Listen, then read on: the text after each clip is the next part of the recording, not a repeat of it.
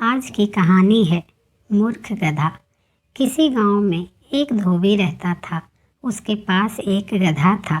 धोबी रोज सुबह कपड़ों का गट्ठर गधे की पीठ पर लाद कर नदी पर जाता और शाम ढले घर लौटता।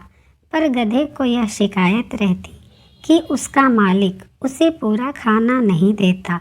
बेचारा गधा आसपास के खेतों में घुसकर वहां उगने वाली फसल खा जाता। एक दिन घूमते फिरते गधे की मुलाकात एक लोमड़ी से हुई।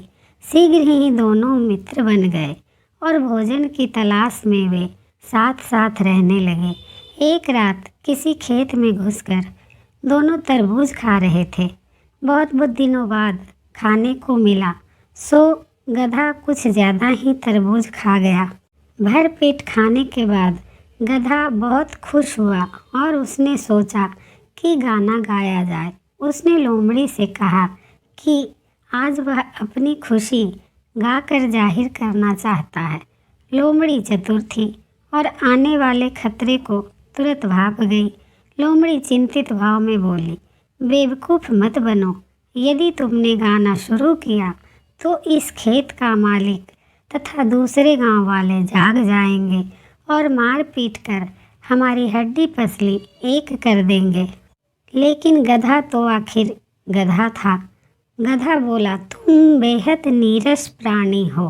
गाने से तो दिल दिमाग तरोताज़ा रहता है। मैं तो ज़रूर गाऊंगा।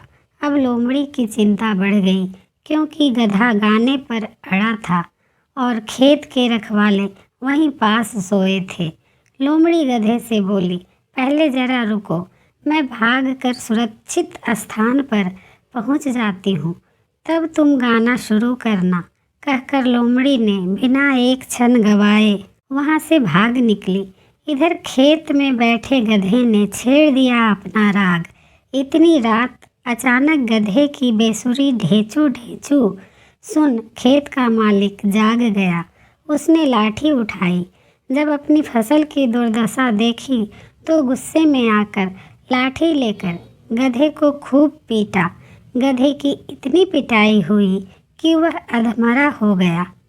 इसी तरह अपनी जान बचाकर गधा खेत से बाहर निकला। उसका हाल बेहाल था, चल भी नहीं पा रहा था। लोमड़ी जो पास की झोपड़ी में छिप गई थी, गधे की यह हालत देख सहानुभूति भरे स्वर में बोली, मुझे तुम पर तरस आ रहा है।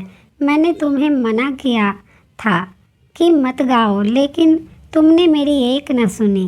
गधे को अपनी मूर्खता का एहसास हुआ और उसका सिर शर्म से झुक गया। उम्मीद करते हैं ये कहानी आपको ज़रूर पसंद आएगी। और अगर आप कुछ स्पिरिचुअल आध्यात्मिक सुनना चाहते हैं तो डिस्क्रिप्शन में मेरे दूसरे चैनल का भी लिंक डला हुआ है, आप ज़रूर जाएं, विजिट करें, कुछ मन की शांति वाली बातें सुनें। Thank you.